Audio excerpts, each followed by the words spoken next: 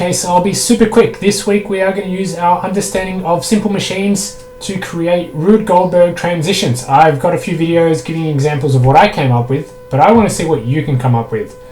Now it's your turn. Watch my videos, get some inspiration, and then impress me with what you can come up with to transition a marble or a tennis ball from one position to the next, using your understanding of simple machines. Up to you now.